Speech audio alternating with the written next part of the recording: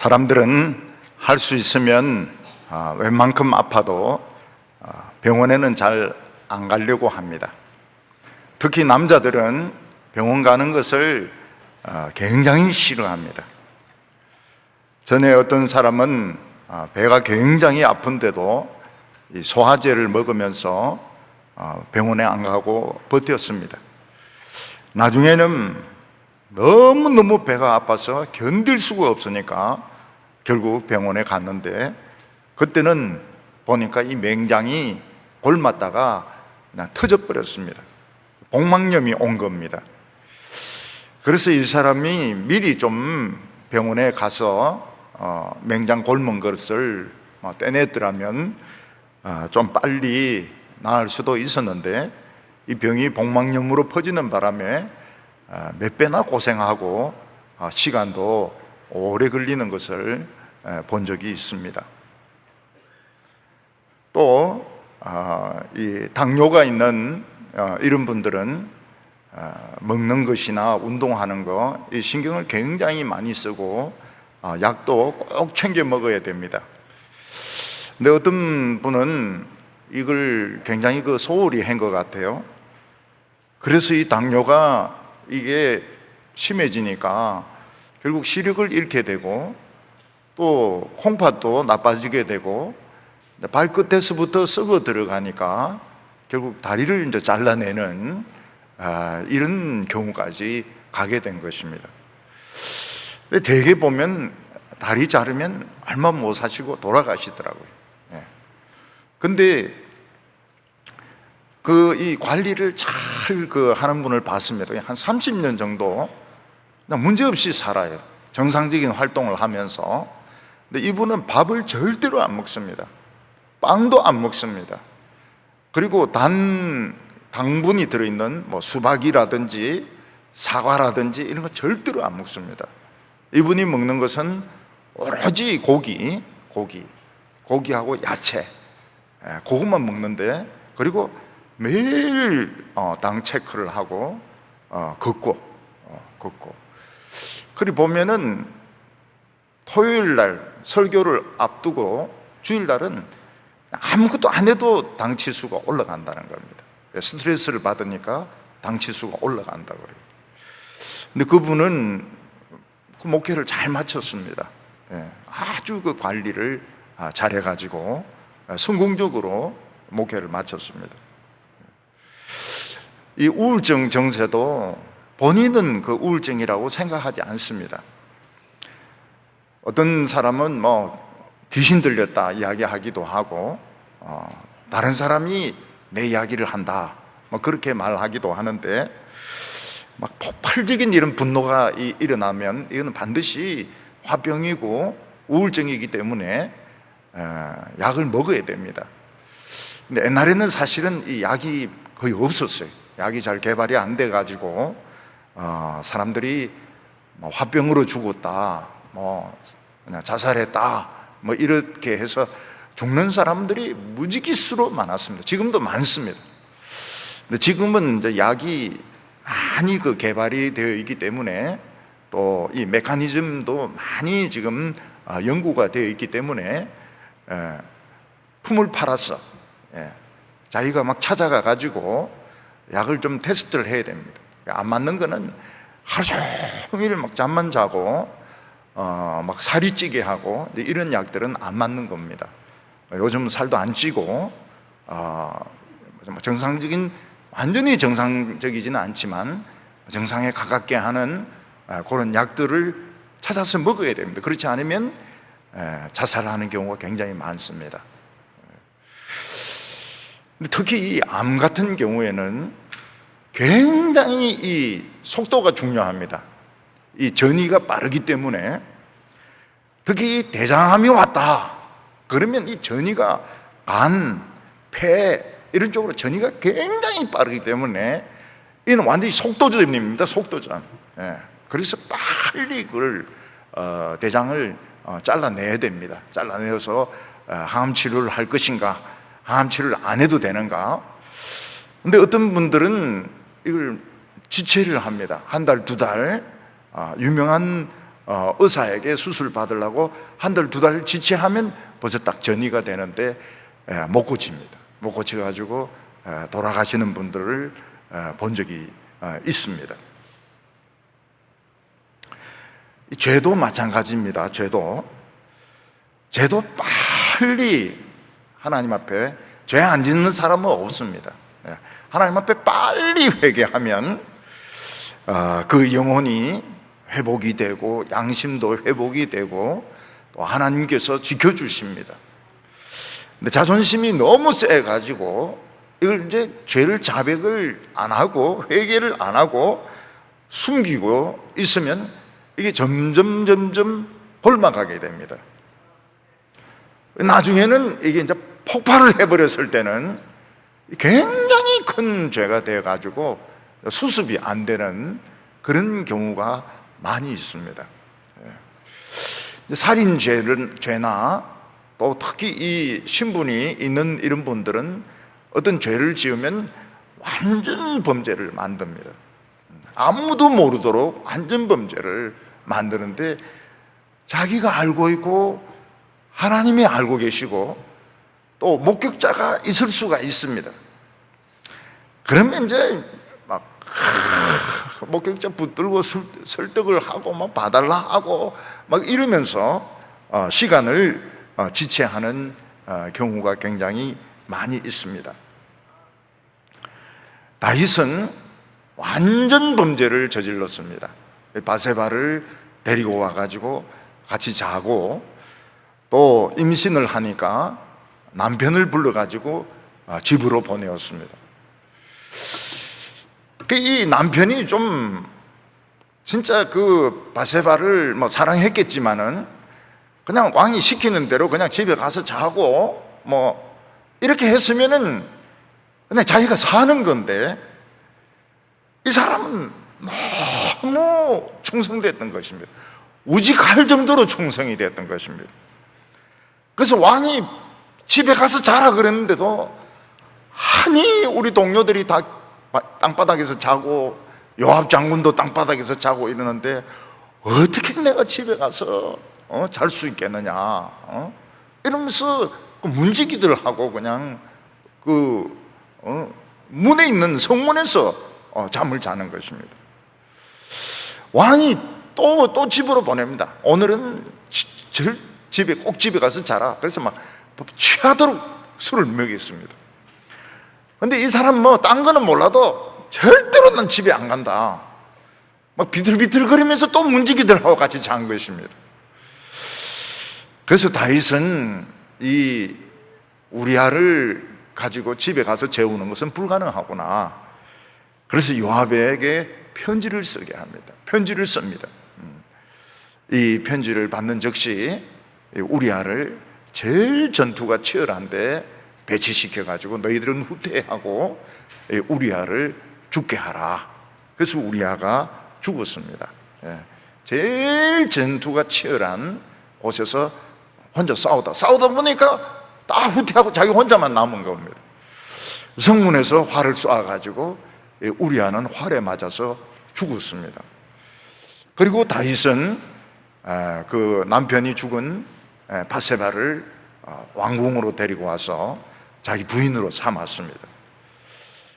다윗이 한 것은 완전 범죄입니다. 완전 범죄.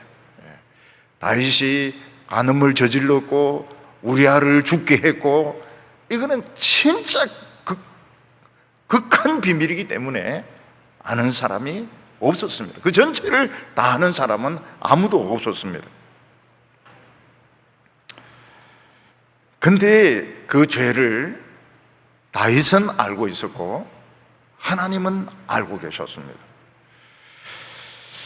어떤 목회자는 자기가 신뢰하는 처녀하고 뭐 상담을 한다고 이러면서 성적인 접촉이 있었습니다. 근데 그 여성이 자기는 비밀을 지켜줄 줄로 확신을 한 겁니다. 근데 여성은 기도할 때마다 예배를 드릴 때마다 막 그 죄책감이 들고 설교를 들을 때마다 그 막 미움이 일어나고 결국은 뭐 친구인데 이야기하고 또 뭐 언니인데 이야기하고 이러니까 결국 이 말이 이 퍼지게 되는 것입니다. 그리고 그 목회자는 그 여자분인데 전화를 걸어가지고 한 번만 봐달라, 한 번만 봐달라. 어떻게 그럴 수 있나? 이게 전부 다 녹음이 되고 있었던 겁니다. 녹음이 되고 있어가지고 우리나라 사람들 중에 많은 사람들이 그 녹음을 들었습니다. 결국 그는 엄청난 망신을 당하고 한국교회 전체 욕이 되었습니다. 아무리 똑똑하고 아무리 성공을 해도 그는 한국교회 전체 사람들이 미워하는 대상이 되었고 욕을 먹었습니다. 어떤 분은 이제 박사학위를 이제 표절을 했습니다. 사실 표절을 했다 하지만 다른 사람이 써준 겁니다. 다른 사람이 써준 게 가만히 있습니까? 만나면은 내가 써줬다. 어떤 목사 논문은 내가 써줬다. 막 이런 자랑을 하니까 결국 이제 이게 막 소문이 막 퍼지게 된 것입니다. 그래서 결국은 누군가가 교수가 트위터에 그걸 이제 올린 겁니다. 어떤 교회라고는 하지 않고 딱 보면 알 수 있도록 어떤 목사는 그 설교를 그 논문을 박사 논문을 표절했다. 또 실제로는 자기가 안 썼다. 그때까지만 해도 교회를 사임하고 어디 뭐 시골에 간다든지 뭐 이렇게 개척하면 진짜 더 훌륭한 사람이 될 수도 있었습니다. 근데 그 예배당 지은 게 아깝고 또 자기의 그 업적이 아깝고 그래서 끝까지 버텼습니다. 이분들은 목회를 하고 있지만 인정을 안 합니다. 아무도 인정을 안 해요. 살았다 하는 이름은 있지만 실상은 죽었다고 보기 때문에 인정을 안 합니다. 우리가 죄를 지으면 하나님은 아무 소리도 안 하고 그냥 모르는 것처럼 가만히 계십니다. 근데 하나님은 그것을 몰라서 그러는 것이 아니고 이제 그 사람에게 회개할 시간을 주는 것입니다. 하나님이 가만히 계시는 동안 정말 신앙이 있고 양심이 있는 사람은 사람들에게는 말을 못하겠지만 혼자서 하나면서 눈물 콧물 흘리면서 머리털을 쭉 뽑으면서 이마를 막 벽에 쳐박으면서 회개를 합니다. 그러면 하나님이 어떻게 하십니까? 그 사람을 더 사랑해 주십니다. 하나님은 참 이상한 분이세요. 죄 짓고 회개한 사람은 죄 안 지은 사람보다 훨씬 더 사랑해 주십니다. 그래서 그 사람에게 막 돈도 주시고 명예도 주시고 축복도 주시고. 근데 이제 신앙이나 양심이 사실은 마비된 사람은 하나님 모르는구나, 성공했다, 하나님을 속이는데 성공했다, 사람 속이는데 성공했다, 이제 이러면서 그냥 넘어갑니다. 그러면 5년, 10년쯤 지나가지고 엉뚱한 데서 문제가 이제 터지는 겁니다. 문제가 터지면서 이것까지 터지는 겁니다. 그래가지고는 막 그 사람 인생이 박살나버리고 가정이 박살나버리고 정말 사람들의 그 손가락질을 받는 그런 인생이 되고 마는 겁니다. 그러니까 한평생 이루어 놓았던 거, 한평생 성공했던 거 아무도 인정 안 해줍니다. 그는 진짜 인간이 안 되는 이런 사람으로 취급을 당하는 것입니다. 오늘 여기 보면 첫 번째로 선지자의 책망이 나옵니다. 다윗은 이 간음죄를 저질렀습니다. 그리고 그걸 은폐를 시도를 했습니다. 그리고 남편을 전쟁터에서 제일 위험한 곳에 의도적으로 보내서 죽도록 만들어 살인죄를 저질렀습니다. 완전 범죄를 저질렀기 때문에 1년 가까이 아무 일 없이 평안하게 지냈습니다. 근데 이 1년이라는 기간은 하나님이 다시 회개하도록 기다리는 시간이었습니다. 물론 다윗도 회개하고 싶었지만은 미안해서 회개할 수가 없었습니다.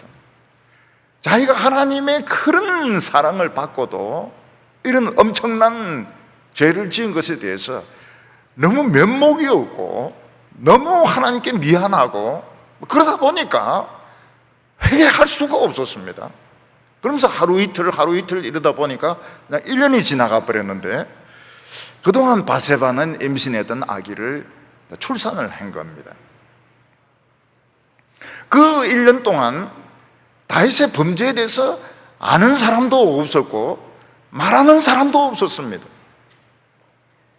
근데 아기가 태어나고 얼마 안 돼서 나단 선지자가 불쑥 다윗을 찾아온 것입니다.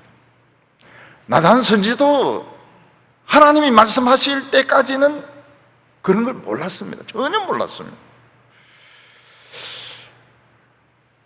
사람이 죄를 지으려고 하면 하나님 생각을 안 합니다. 왜냐하면 하나님을 생각하면 죄를 지을 수가 없습니다. 죄를 지으면서 주위를 살펴봅니다. 사람이 있는가 없는가, 사람이 있는가 없는가. 그래서 아무도 없으면은 이 죄질 생각이 막 생기기 시작하는 것입니다.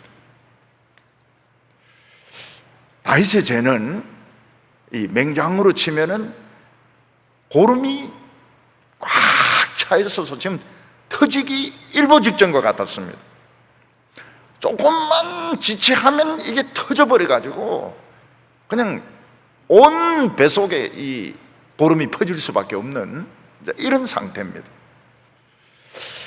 다윗의 죄는 그가 죽어야 될 죄고 그 영혼도 지옥을 갈 수밖에 없는 죄였습니다.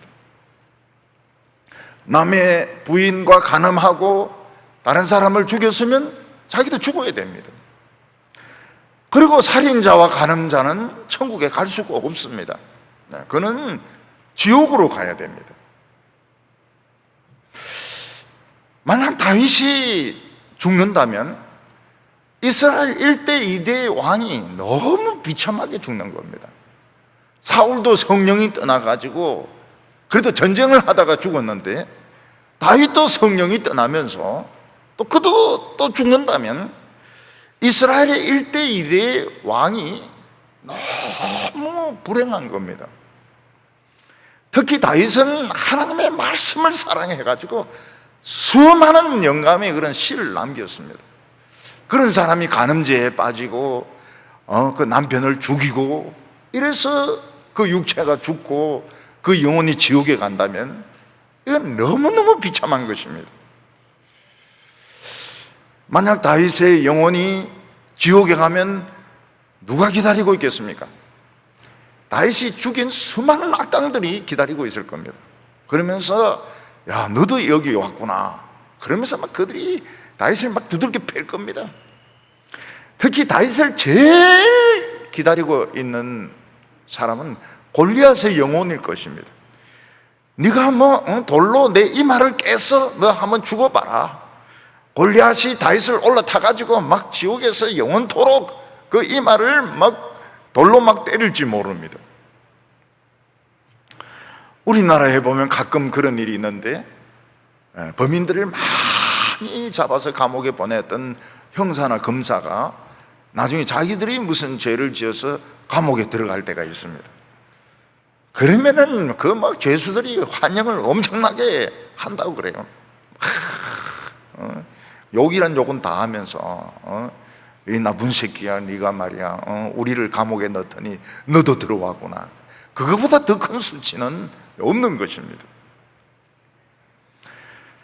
다윗은 지금 이 골물대로 골문 이 염증이 터지려고 하는데 자기가 터뜨릴 용기가 없는 겁니다. 너무 하나님 앞에 죄송하고 너무 지은 죄가 끔찍하고 너무너무 자기가 악한 짓을 했기 때문에 이걸 터뜨릴 용기가 없는 겁니다. 그래서 하나님께서 나단 선지를 보내주셔서 이걸 터뜨려 주셨습니다. 이 그냥 터지면 이건 다윗이 죽는 것이니까요. 너무너무 불행해지고 비참해지는 거니까 하나님께서 선지자를 보내어서 그걸 죄의 주머니를 터뜨려 주셨습니다.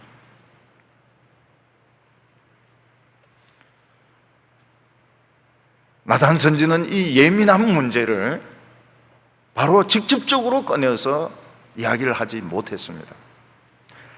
왜냐하면은 왕이나 이런 자존심이 센 사람은 그런 이야기를 직접적으로 하면 듣지를 않습니다. 그래서 이야기를 이제 돌려가지고 스토리를 만들었습니다. 나단 선지자가 스토리를 만들어서 다윗이 관심을 가질 수 있는 그런 이야기를 만들었습니다. 어떤 부자와 그 종이 있었는데 부자는 양과 소가 굉장히 많았다는 겁니다. 아주 양도 많고 소도 많고. 근데 그 종은 가진 것이 새끼 양 한 마리 시장에 가서 사가지고 키우고 있었는데 너무 그 새끼 양을 사랑해가지고 밤에도 안고 자고 또 뭐 음식도 같은 그릇에서 먹고 그리고 막 애같이 딸같이 그렇게 새끼 양을 사랑했다는 것입니다. 그런데 어느 날 부자에게 손님이 왔는데 이제 손님을 대접하려면 양을 잡아야 될 거 아닙니까? 근데 주인은 자기 양이 다 까온 겁니다. 지금 양이 지금 다 지금 잘 크고 있는데 이 숫자가 지금 딱 맞고 이러기 때문에 지금 자기 양을 잡으려니까 너무 아까운 거예요. 근데 이 종이 새끼 양 가지고 있는데 지가 무슨 새끼 양이 필요합니까? 그래서 부자는 종에게 너 새끼 양 네가 가지고 있는 거 필요 없잖아. 그거 잡아가지고 손님을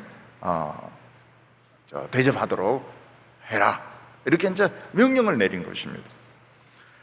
그 옛날에는 종은 주인의 말을 안 들으면 이거 뭐 매도 맞고 쫓겨나기도 하고, 요즘도 뭐 높은 사람이 낮은 사람에게 뭐 내놔라 뭐 이러면 안 줄 수 있습니까?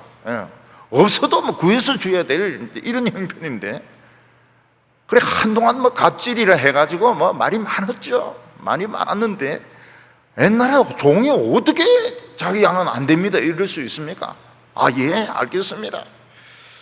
그래서 그 양을 이제 죽여가지고 양고기를 만들어가지고 손님을 이제 대접한 것입니다. 근데 종은 그 손님이 오는 바람에 자기 딸 같은 이 양을 뺏긴 겁니다. 자기가 제일 아끼고 사랑하는 재산, 양을 뺏기고 자기의 행복을 뺏긴 것입니다. 그래서 이 종은 이 억울한 문제를 지금 왕에게 호소하려고 한다는 거예요. 이 문제를 왕이 좀 도와줬으면 좋겠다. 지금 이제 이런 이야기가 나왔다는 것입니다. 이때 다윗은 굉장한 분노를 터뜨립니다.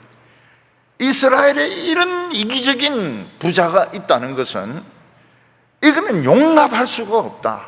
죄의 질을 따지면 이 부자는 죽여야 된다. 살 가치가 없는 놈이다. 어떻게 자기는 그렇게 양이 많으면서 그 종의 양, 새끼 양 한 마리 그걸 뺏어가지고 손님을 대접하냐. 죄의 질로 보면 이놈은 죽어야 될 놈이다.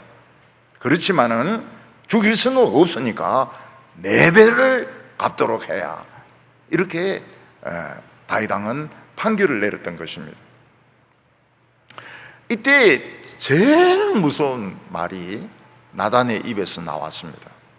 7절에 보면 나단이 다윗에게 이르되 당신이 바로 그 사람이라. 당신이 바로 그 부자라는 것입니다. 많은 것을 가지고 있는 사람은 자기가 가진 것은 시시하게 생각합니다. 근데 힘이 하나도 없는 사람이, 힘이 하나도 없고 자기 밑에 있는 사람이 예쁜 걸 하나 가지고 있으면은 그게 이제 탐이 나는 겁니다. 자기는 그런 핀이나 그런 것이 많이 있어도 그건 다 시시하고, 저 보잘것없는 알바 학생이 예쁜 핀을 하고 있다든지 목걸이를 하고 있다든지 구두를 신고 있다든지 알바생 주제에 무슨 저런 예쁜 저런 액세서리를 가지고 있나, 저건 내가 해야 맞는데, 이런 생각을 해가지고 이제 그걸 이제 뺏고 싶은 마음이 드는 것입니다.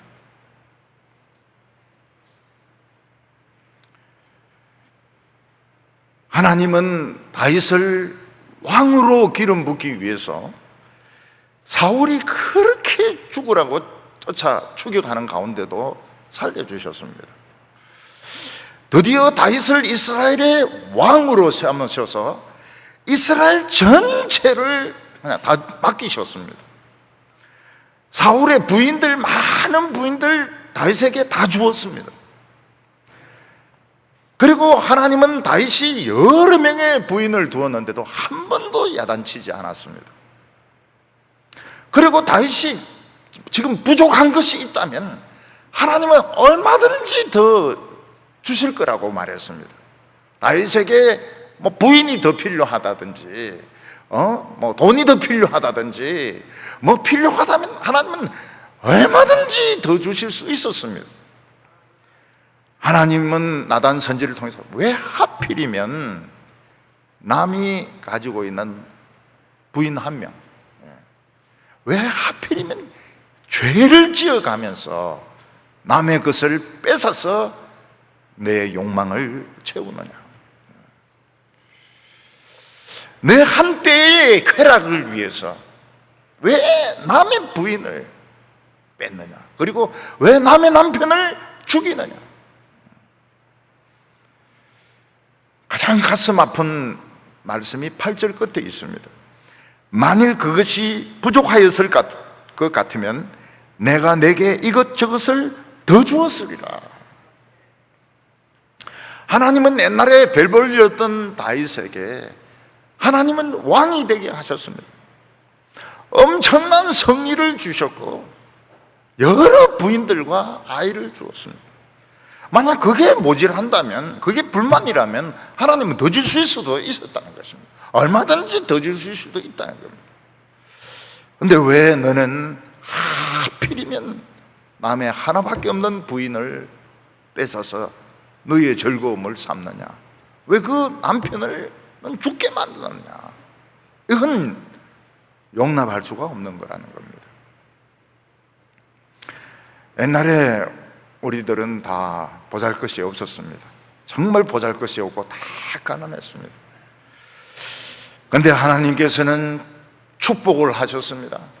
목사가 되게 하시고, 장로가 되게 하시고, 의사가 되게 하시고, 사장이 되게 하시고, 돈도 많이 주시고, 명예도 주시고, 교회에서도 장로가 되고 권사가 되고 많은 것을 주셨습니다. 아파트도 주시고. 근데 왜 너가 가지고 있는 것은 다 시시하고 만족 못하면서 왜 하필이면 죄를 지어가지고 남의 것을 뺏으려고 하느냐, 왜 죄를 지어서 너 행복을 추구하려고 하느냐. 이게 하나님이 우리에게 하시는 말씀인 것입니다. 만약 너에게 부족한 것이 있으면 하나님은 얼마든지 더 주실 수 있다는 겁니다. 얼마든지 앞으로 더 주실 수 있다. 돈도 더 주시고 명예도 더 주시고 모든 걸 더 주실 수 있다는 겁니다. 그런데 왜 안 되는 걸 가지고, 왜 죄를 지어가면서 너는 남의 눈에 피눈물 흘리게 하면서 네 욕심을 채우느냐. 이것은 내가 참을 수가 없다. 그렇게 말씀하셨습니다. 9절에 보면 그런데 어찌하여 내가 여호와의 말씀을 업신여기고 나보기에 악을 행하였느냐. 내가 칼로 헷사람 우리아를 치되 암몬 자손의 칼로 죽이고 그의 아내를 빼앗아 내 아내로 삼았도다. 사람들은 참 이상합니다. 하나님이 주신 것은 만족이 안 되는 거예요. 이미 자기 것으로 가지고 있는 것은 이건 뭐 다 시시한 겁니다. 시시한 거. 책도 시시하고 모든 게 시시해요. 근데 나보다 못한 사람이 뭐 예쁜 걸 가지고 있고 어떤 책을 새로 가지고 있고 막 이러면 이제 그걸 뺏고 싶은 이런 마음이 있는 겁니다. 왜 사람은 자기가 가지고 있는 것으로 만족이 안 될까요? 왜 다른 사람은 좋은 책을 가지고, 다른 사람은 좋은 액세서리, 좋은 옷을 입고, 좋은 구두를 신고, 잘생긴 사람과 데이트하고 행복하게 사는 것이 왜 그게 마음에 불만이 될까요? 이게 인간의 교만이고 욕심입니다. 욕심. 결국은 나만 행복해야 된다. 나만 제일 좋은 것을 가져야 된다. 나만 최고가 되어야 된다. 이런 욕심이 남의 불행을 뺏는 것입니다. 그런데 이게 골물대로 골랐어요.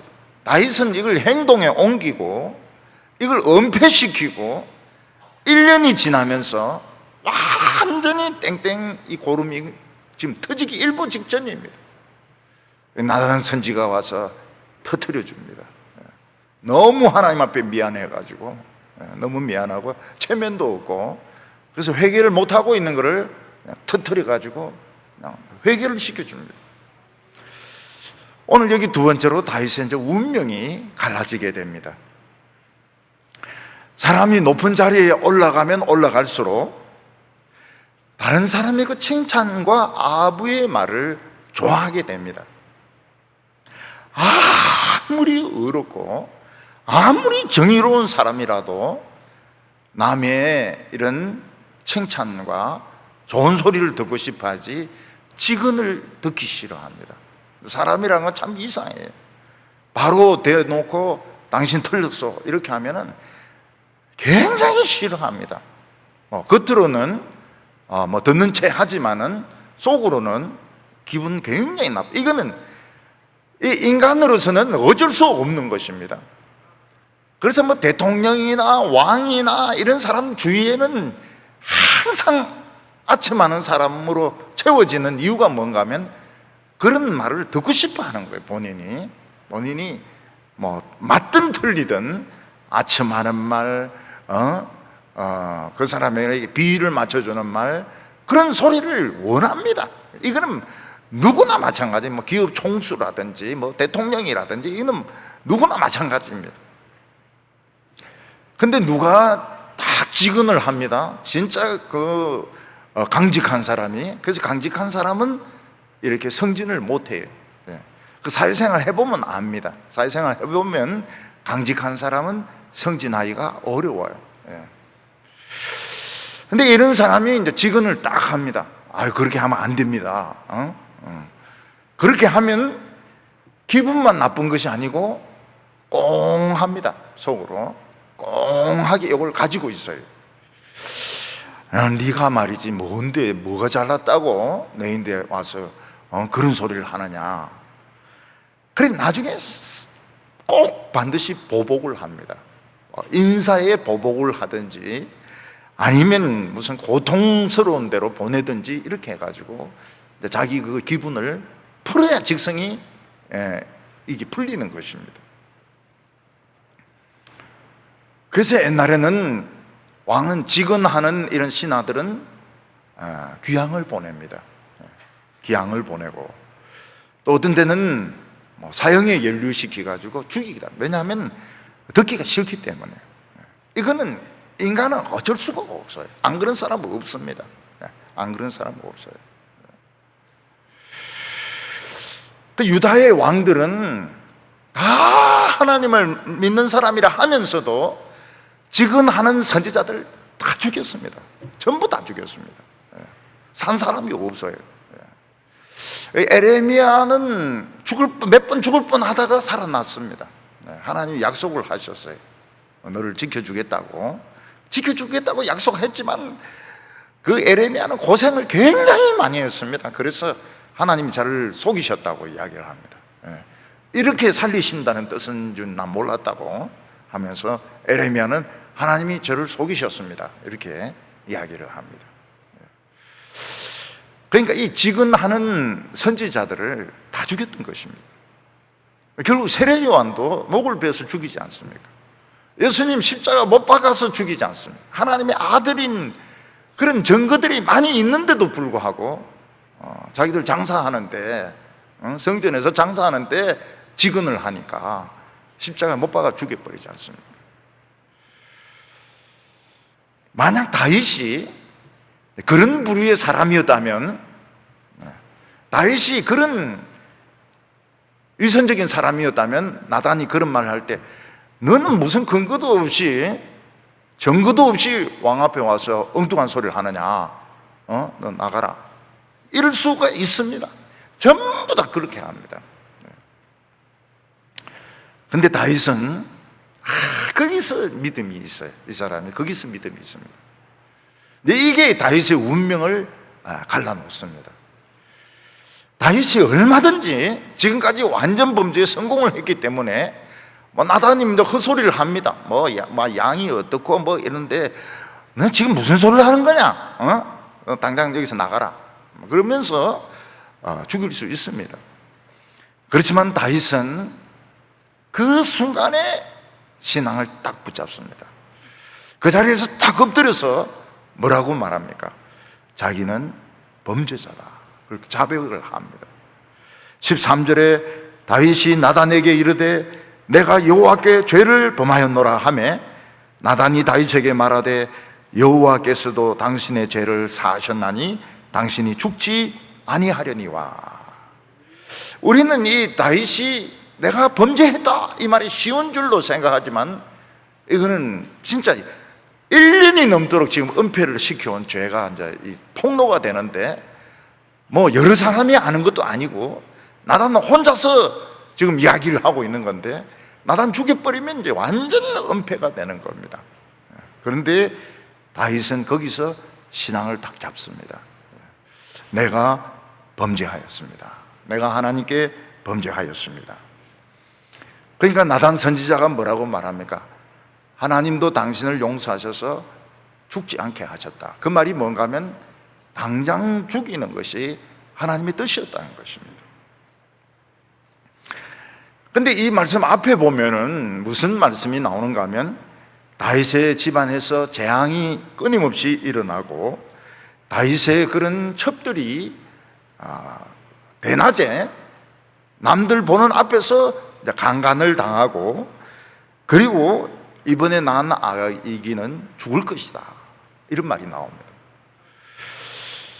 그러면 이게 무슨 용서입니까? 용서라면은 이런 것도 없어야 되는데 이게 이제 무슨 용서입니까? 여기는 이제 설명이 좀 필요합니다. 다윗이 나단에게 내가 범죄했다 이렇게 자백을 했지만 이 회개는 간단한 것이 아니었습니다. 그래서 다윗은 자신의 그 양심이 굳어 있는 것을 살아날 수 있도록 하기 위해서 얼마나 울고 기도했는지 모릅니다. 그래서 방에 막 눈물이 차가지고 침상이 떴습니다.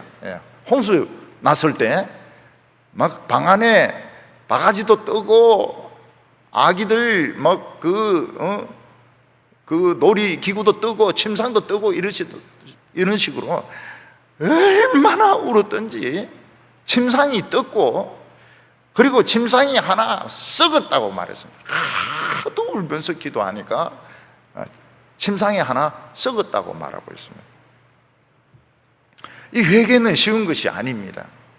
내가 범죄했노라 그거는 시작에 불과한 것이지 진짜 다윗이 자기가 양심이 살아나고 양심이 깨끗함을 받기 위해서는 굉장한 시간 울고 회개하고 이게 필요했던 것입니다. 더욱이 다윗은 그 영감이 성령이 자기를 떠나는 체험을 했습니다. 참 이스라엘 왕들이 위험한 것이 사울도 성령이 떠났죠. 다윗도 성령이 떠났죠. 성령이 떠나는 체험을 했습니다. 성령이 떠나니까 막 미칠 것 같은 거예요. 완악해지고 포악해지고 막 욕도 튀어나오고 신경질 막 엄청 부리고. 그래서 다윗이 자기에게 성령을 회복시켜 달라고 하나님께 기도를 합니다. 우리 예수 믿는 사람들에게 죄 짓는 것은 잠깐이지만 회개하는 것은 굉장히 힘이 듭니다. 힘이 들어요. 오랜 시간이 걸리고 힘이 듭니다. 그래서 다윗이 내가 범죄했노라 하는 말이 쉬운 말 같지만은 이건 이제 회개의 시작이고, 근데 이제부터 이제 다윗은 회개를 하게 되는 겁니다. 엄청나게 울게 됩니다.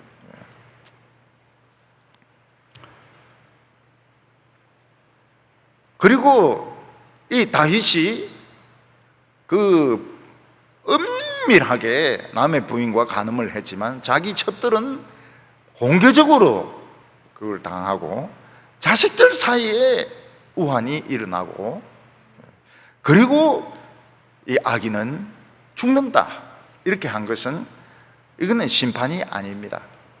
이거는 매가 필요한 겁니다. 다윗은 매가 필요합니다. 하나님은 사랑하는 자녀들에게 매로 때리십니다. 하나님의 매는 엄청 아픕니다. 엄청 아파요. 거의 한번 죽다가 살아날 정도로 그렇게 아픕니다. 아무리 다윗이 하나님의 말씀을 사랑하고 참 하나님을 찬송하고 이렇다 하더라도 하나님은 그를 그냥 거의 죽도록 두들겨 패셨던 것입니다. 그래야 인간이 되기 때문에 인간이 되라고, 하나님의 자녀의 모습을 회복해라고 때리는 것이지 이건 심판이 아니었습니다. 만약 다윗이 회개를 안 했더라면, 나단을 죽여버리고 진짜 막 완전 범죄를 우겼더라면 다윗은 그 즉시 죽습니다. 영혼도 지옥에 갈 수밖에 없습니다. 어떻게 살인자와 간음을 행한 사람이 천국에 갈 수 있습니까? 신약 성경에는 육체는 죽고 영혼만 겨우 천국에 가는 것을 사탄에게 넘겨줬다 이렇게 말합니다. 사탄에게 넘겨줬다. 아나니아와 삽비라 같은 경우는 헌금하다가 즉사하지 않습니까? 그것도 사탄에게 넘겨주는 겁니다. 육체적으로는 아름다운 게 없어요. 육체적으로 욕 무지무지하게 얻어먹고 참 그 욕심에 막 사로잡힌 자가 되지만, 그들이 그 헌금을 그렇게 했다 해서 지옥 가는 건 아닙니다. 하나님께서 그냥 그 자식 죽이는 것이죠. 그래도 참 불행합니다. 부부가 하루에 같이 죽는다는 것은, 하나님께 헌금하고 죽는다는 것은 참 불행하고 비참한 것입니다. 다윗은 육신과 영혼이 함께 사탄에게 넘어갈 뻔했습니다. 사탄은 내놔라는 거예요. 다윗은 내놔라는 거예요. 육체도 죽이고 영혼도 지옥으로 끌고 가겠다는 것입니다. 그런데 이걸 하나님이 터뜨려 주심으로 그날 죽는 것은 면합니다. 그날 죽는 것도 면하고, 또 그가 지옥에 가는 것도 면합니다. 그러나 그에게는 아직 하나님의 징계가 필요했습니다. 아들에게 징계가 필요했습니다. 잘못했습니다, 미안합니다 이래가지고 넘어갈 성격은 아니었습니다. 어떤 다른 사람의 행복을 파괴시켰고 생명을 해쳤기 때문에 하나님 죄송합니다, 용서해 주십시오, 미안합니다 이러고 넘어갈 성질의 것은 아니었습니다. 그래서 하나님께서는 막 그 다윗의 자식들 가운데서 살인이 일어나고 간음이 일어나고 압살롬이 반란을 일으키고 뭐 그런 비극이 일어나고 그 아기, 새로 태어난 아기가 죽는 이런 일을 겪는 것입니다. 다윗은 울고 싶지 않아도 그 아기가 죽으니까 울 수밖에 없습니다. 그때부터 우는 것이 시작이 된 것입니다. 근데 하나님은 참 이상한 분이십니다. 하나님은 죄짓지 않은 사람보다는 죄짓고 회개한 사람을 더 사랑하십니다. 이건 사람은 절대로 이해를 못하죠. 학교에 가보세요. 학교에 가면 모범생을 선생님이 사랑합니다. 모범생. 사고도 안 치고 참 시키는 대로 숙제도 다 해오고 노트도 깔끔하고 이런 학생을 선생님은 좋아합니다. 근데 하나님은 이해가 안 되는 거예요. 막 가출도 하고 말이죠. 그래가지고 그 주유소 이런 데서도 막 기름 넣는 알바도 하고 말이죠. 또 막 깡패들 따라가가지고 담배도 피우고 말이죠. 이런 애가 회개하고 오면 모범생 1등만 쫙 했던 학생보다 훨씬 더 좋아하는 겁니다. 하나님 훨씬 더 좋아하세요. 돈도 주시고, 돈도 더 주시고, 명예도 더 주시고. 그래서 죄 짓고 하나님 앞에 회개하는 것은 완전히 이거는 복권 타는 것보다 더 좋은 복입니다. 죄 짓고 회개하는 것은 이건 복입니다. 근데 복 받으려고 의도적으로 죄 지었다가는 이 지옥으로 날아가요. 그래서 조심을 해야 됩니다. 조심을. 하나님 참 이상한 분인데 복 받으려고 일부러 죄 짓고 회개했다가는 완전히 이건 지옥으로 날아갑니다. 그런데 정말 그 인간으로서 참 악한 마음에 사로잡혀서 죄 짓고 하나님 앞에 울고 머리털 뽑고 그래서 회개한 사람은 하나님이 싹 은폐시켜 주세요. 그 죄도 드러나지도 않게 하시고 돈도 더 많이 벌게 하시고 축복도 더 많이 주시고 하나님 더 사랑해 주시고 하나님 참 그 이상한 분이십니다. 이상한 분. 우리 머리로는 이해할 수가 없습니다. 그래서 다윗이 막 회개하면서 침상이 썩고 막 이렇게 했을 때 하나님은 사랑하셨습니다. 그렇지만은 다윗을 매질하셨습니다. 너는 그래 많은 걸 가졌으면서도 남의 행복을 왜 그렇게 쉽게 생각하느냐? 남의 불행을 왜 남의 행복을 뺏었어? 남의 눈에서 피눈물 나게 해가지고 왜 너는 너의 정욕을 채우느냐? 매질을 했습니다. 매질을. 그래서 다윗이 굉장히 피눈물을 흘리게 됩니다. 남의 눈에서 피눈물을 흘리게 하면 자기도 피눈물을 흘리게 됩니다. 이 하나님의 매질입니다. 지옥에 안 가요. 당장은 안 죽습니다. 하나님 막 사랑해 주십니다. 그렇지만 하나님은 그에게 매질을 하셨던 것입니다. 오늘 세 번째는 이제 나타난 결과입니다. 나단 선지자가 가고 난 뒤에 그 바세바가 낳은 아기가 막 열이 펄펄 끓기 시작했습니다. 아기가 막 아프기 시작했습니다. 성경은 하나님이 아기를 치셨던 것입니다. 15절에 보면 나단이 집으로 돌아가니라 우리아의 아내가 다윗에게서 낳은 아이를 여호와께서 치심에 심히 앓는지라. 아기가 무슨 잘못을 저질렀습니까? 죄는 어른들이 짓고 아프기는 애가 아픈 것입니다. 다윗은 아기를 굉장히 좋아했습니다. 아기나 자기 자식들에 대한 사랑이 특별했습니다. 특히 이 밧세바가 낳은 이 아기를 굉장히 사랑했던 것 같아요. 나이가 들면은 아기들이 예쁘게 보입니다. 교회 오는 아기들이 굉장히 예쁘게 보여요. 그래서 남의 아기도 막 안아주기도 하고 그렇게 합니다. 아기들이 굉장히 아기들이 이뻐 보인다 하는 것이 늙어가는 증거입니다. 죽을 때가 돼 가고 있다 하는 그런 증거인 것입니다. 근데 다윗은 이 새로 태어난 지금 다 큰 놈들 아닙니까? 지금 전부 다 큰 놈들인데 그 아기가 하나 태어나가지고 막 부둥부둥 거리는데 막 좋아가지고 막 입을 다물 수가 없는 겁니다. 이 아기만 보면은. 근데 그 아기가 막 열이 펄펄 끓고 잠을 안 자고 막 계속 우는 겁니다. 다윗은 이 아기를 살려달라고 하나님 앞에 금식하고 세수도 안 하고 막 그러면서 기도를 했습니다. 선지자는 아기가 죽을 것이라고 이야기를 했습니다. 아기가 죽는 것이 하나님의 뜻이라고 이야기를 했습니다. 그럼에도 불구하고 다윗은 모든 식사를 거절하고 사람 만나는 것도 거절하고 하나님께 아기를 살려달라고 막 매달리는 겁니다. 그것은 다윗이 하나님의 긍휼하심을 알았기 때문입니다. 하나님은 아무리 누구가 죽는다, 망한다 이래 해도 울면서 금식하면서 매달리면 뜻을 바꾸시는 하나님이십니다. 하나님은 얼마든지 뜻을 바꾸실 수가 있습니다. 그래서 우리의 미래에 어떤 불행이 놓여 있다 하더라도 그냥 울면서 기도하면 그 불행이 축복으로 바뀝니다. 하나님은 뜻을 바꾸세요.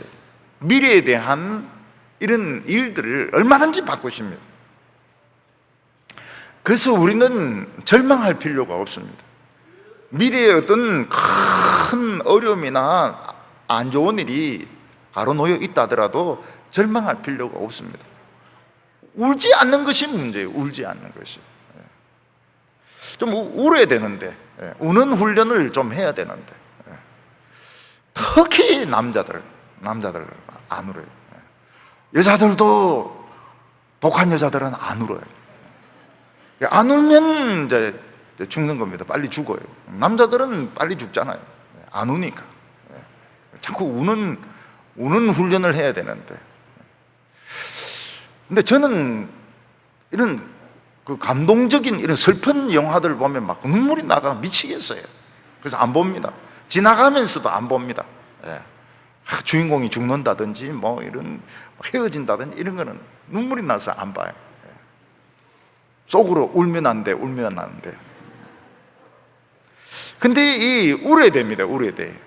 울어야 이 긍휼함을 받는데 다윗은 막 울면서 살려달라고 하나님 앞에 막 일주일 동안 매달렸습니다. 근데 애가 죽었어요.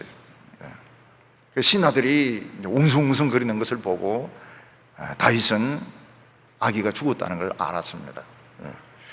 신하들은 지금 걱정입니다. 왕이 지금 애가 아플 때도 막 저렇게 밥도 안 먹고 사람들도 안 만나고 막 울고 이러더니 애가 죽었다 하면 쇼크 받아서 왕이 막 기절하는 거 아닌가. 왕은 신하들이 수근수근 거리니까 아기가 죽었냐 물어봤습니다. 그랬더니 신하들이 조심스럽게 죽었다고 이야기했습니다. 그랬더니 왕이 세수도 하고 옷도 갈아입고 그리고 음식 가져와서 그냥 즐겁게 음식을 먹는 겁니다. 그래서 신하들이 이해가 안 되는 거예요.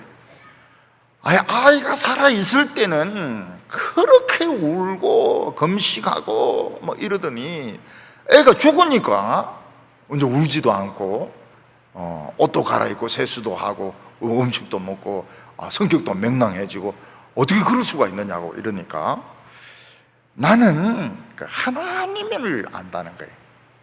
하나님의 긍휼하심을 알기 때문에 애가 숨쉬고 있는 동안에는 매달리면 하나님이 뜻을 바꾸실 수도 있다는 겁니다.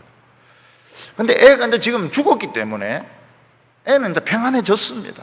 애는 천국으로 갔어요. 천국으로 갔어요. 이미 천국으로 간 애를 위해서 내가 울고불고 할 필요가 없다고 이야기를 했습니다. 우리는 막 돌아가시려고 하는 분들을 위해서 막 기도하지 않습니까? 살려달라고. 그런데 돌아가시는 경우가 굉장히 많아요. 왜냐하면 하나님 부르시기 때문에. 그런데 그 기도가 소용없는 것이 아닙니다. 그 영혼에 사탄하고 막 미가엘하고 막 싸웁니다. 사탄이 네가 무슨 신앙이 있어?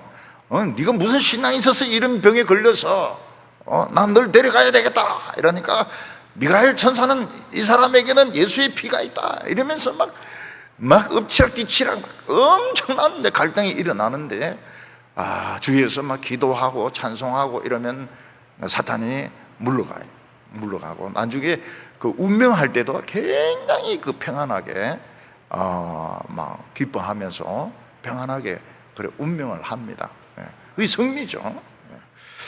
그래서 돌아가시는 분을 위해서 기도하는 것이 소용없는 게 아닙니다. 도와주는 겁니다. 기도로 굉장히 도와주는 거예요. 돌아가신 후에는 이미 이제 이 사람은 승리했습니다. 승리했어요. 이미 천국에 갔어요. 하나님은 이 아이가 살아서는 안 된다고 생각하신 것입니다. 왜냐하면 죄로 태어난 이 아기가 모든 경우는 아닙니다. 모든 경우는 아니에요. 죄로 태어난 이 아기가 살면서 한평생 사람들로부터 손가락질 받고 업신여김을 당하고 이런 것보다는 하나님이 내가 아기를 책임지고 데려가겠다, 이게 하나님의 뜻이었습니다. 다윗은 애가 좋아가지고 막 이러지만은 다윗이 이 애를 영원히 지켜줄 수 있는 것도 아니고, 이 애는 그 사생아로서 많은 그 고통을 당할 수 있기 때문에 하나님이 그냥 불러가신 겁니다. 근데 모든 경우가 아니라고 하는 이유는 뭔가 하면, 그럼 뭐 강간당해서 아기를 낳으면은 다 그 아기를 유산해야 되느냐, 그런 건 아닙니다. 그런 건 아니고, 또 장애를 가지고 태어난 아기는 왜 하나님이 안 불러가셨느냐, 그것도 우리는 모릅니다. 우리는 모르기 때문에 그걸 가지고 왈가왈부할 필요는 없습니다. 근데 이 아기의 경우에는 하나님이 데려가는 것이 하나님의 뜻이었습니다. 다윗이 남의 그 가정을 파괴시키고 행복을 파괴시키고 생명을 해쳤고, 또 이 아이가 자람으로써 이 다윗의 후손은 이래서는 안 된다는 겁니다. 부흥을 일으킬 수 있는 그런 사람이 되어야 된다. 그래서 하나님은 좌우간 이 아기를 주권자로서 데려가신 것입니다. 그래서 다윗은 인정을 합니다. 아기에게는 이게 좋을지도 모른다, 하나님이 그렇게 정하셨다. 그래서 다윗은 아기가 살아있을 때는 막 살려달라고 기도를 했지만 죽고 난 뒤에는 하나님 뜻을 인정하고 그냥 깨끗하게 승복하고 받아들였던 것입니다. 다윗은 그 바세바를 위로를 했습니다. 여성이 자기가 낳은 아기가 죽었을 때는, 또는 뭐 사산을 했을 때 굉장히 심리적으로 고통을 받습니다. 다윗이 바세바를 위로하고 또 관계를 맺었을 때 하나님이 새로운 아들이 태어나게 하시는데, 하나님은 이 아들을 굉장히 사랑하셨습니다. 애가 똑똑하게 하시고 참 하나님도 잘 믿게 하시고 아주 좋은 훌륭한 아들로 하나님이 만드셨던 것입니다. 그래서 24절에 다윗이 그의 아내 바세바를 위로하고 그에게 들어가 그와 동침하였더니 그가 아들을 낳음에 이름을 솔로몬이라 하니라. 여호와께서 그를 사랑하사. 다윗과 바세바는 둘 다 죄인입니다. 그렇지만은 회개한 죄인이었기 때문에 하나님은 그들을 사랑하셨고 새로운 아들을 주셨습니다. 이 아들은 솔로몬이고 3대 왕이 될 사람입니다. 별명이 여다디아인데 하나님의 사랑받는 아이, 이런 뜻을 가지고 있습니다.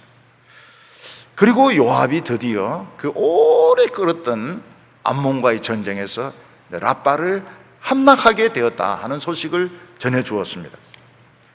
요압은 자기가 그 성을 함락시키면 그 성이 요압의 성이 되기 때문에 다윗의 이름이 남기도록 하기 위해서 왕이 빨리 오셔서 이 성을 마지막 함락을 시켜달라고 이야기를 합니다. 그래서 다윗은 요압이 거의 다 부숴놓은 라빠에 가가지고 마지막으로 라빠를 정복을 합니다. 근데 거기서 어마어마한 왕관을 차지하게 됩니다. 30절에 그 왕의 머리에서 보석 박힌 왕관을 가져오니 그 중량이 금 1달란트라. 다윗이 자기 머리에 쓰니라. 다윗이 또 그 성읍에서 노력한 물건을 무수히 내어오고. 이 암몬은 돈이 많았습니다. 양털을 팔아가지고 장사를 하는 나라였는데 돈이 굉장히 많았습니다. 암몬 왕은 보석이 수도 없이 박힌 이 왕관을 쓰고 있었는데 그 왕관이 1달란트입니다. 1달란트면 한 10kg 정도 됩니다. 여러분 10kg 되는 왕관을 늘 쓰고 있다고 한번 생각해 보면 어떻게 될까요? 목이 그 무슨 목입니까? 자라목인가요? 목이 되고 머리가 아파요. 머리가 아파요. 그래서 이 암몬 족속들이 머리가 나쁜 것 같아요. 욕심을 내 가지고 왕관을 막 10kg 되는 거 그런 걸 쓰고 있으니까 다윗도 그걸 썼다 그래요. 다윗도 그거를 머리 나빠지려고 그걸 썼는데 아마 금방 벗었을 겁니다. 돈으로는 엄청난, 그 왕관 하나가 돈으로는 엄청난 것이죠. 그리고 이 라빠 안에서부터 막 돈과 보물이 나오기 시작하는데 줄줄이로 나오는 겁니다. 줄줄이. 술에 실어도 또 나오고 또 나오고 또 나오고. 그래서 다윗은 엄청난 이 재물을 이 라빠성에서 가지게 됩니다. 그리고 그 암몬 사람들은 이렇게 톱으로 나무를 썰고 또 쓰레질도 하고 밭에 쓰레질도 하고 그리고 벽돌도 굽고 이런 종으로 삼았습니다. 다윗이 하나님께 회개했을 때 하나님은 왕관을 선물로 주었습니다. 왕관을 선물로 주었습니다. 무지무지하게 많은 그런 돈들, 재물들을 선물로 주었습니다. 라빠성을 하나님이 선물로 주었습니다. 이 세상에서 죄를 안 짓는 사람은 아무도 없습니다. 하나님께서 조용히 계실 때가 기다리는 시간입니다. 우리가 회개하기가 힘든 이유가 뭔가 하면 자존심 때문에, 또 하나님이 참 그렇게 참 보잘것없는 나를 축복해 주셨는데 그 죄 지은 게 미안해가지고 너무 죄송해가지고 회개를 못하고 그냥 머뭇거리고 있습니다. 그러는 동안에 양심은 굳어져가고 죄는 터지려고 하는 것입니다. 그래서 회개하는 기도를 어렵게 생각할 필요가 없습니다. 미안하면 하나님 미안합니다부터 시작하면 되는 겁니다. 하나님 미안합니다. 참 보잘것없는 저를 이렇게 축복해 주셨는데 제가 미쳐가지고 눈이 뒤집어져가지고 이렇게 남의 것을 가졌습니다. 제가 그에 대해서 보상을 하겠습니다. 하나님 저는 죄인입니다. 다윗은 자기가 죄인이란 말을 수천 번 수만 번 했을 겁니다. 머리털 뽑고 수염을 뽑고 눈물을 흘리면서 회개를 했습니다.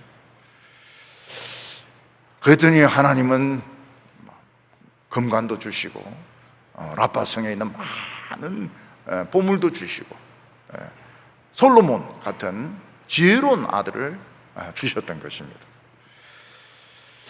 그런데 하나님이 가만히 계신다고 해서 야 하나님 속이는데 성공했다,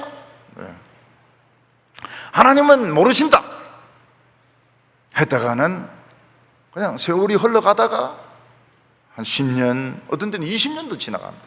그러다가 엉뚱한 데서 뭐가 터집니다. 터지면서 옛날 게 전부 다 나옵니다. 옛날 거 전부 사람들이 그걸 어떻게 하는지 모르겠어요. 전부 다 그 들추어내가지고 어떤 장관은 그냥 장관 임명이 됐는데 총각 때 서울법대 때 어떤 여자를 사랑해가지고 몰래 혼인신고한 거, 그게 들통이 나가지고 그냥 잘리버린 거. 그 사람이 그 장관만 안 됐으면은 그냥 서울대 학장으로서 형법계에 뭐 그런 그 형법계가 그 서울대가 그렇게 실력이 없다 그래요.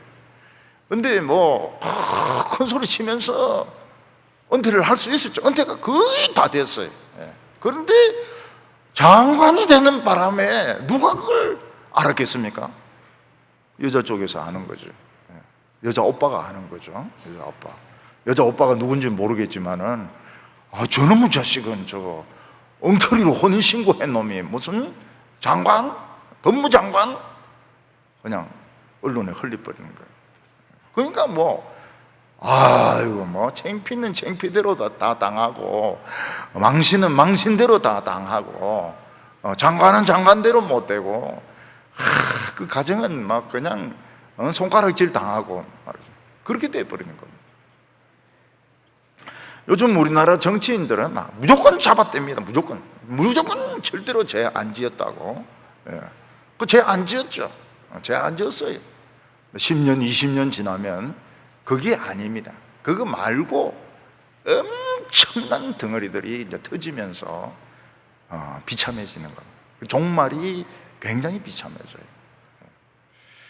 그들은 하나님의 진노가 얼마나 무서우며 하나님의 기억력이 얼마나 뛰어난지 모르고 그냥 당장 눈앞에서 이 사람들 앞에서 창피 안 당하려고 자기 건의 내세우려고 막 때를 쓰고 막 소리 지르고 이러는데 터지는 겁니다.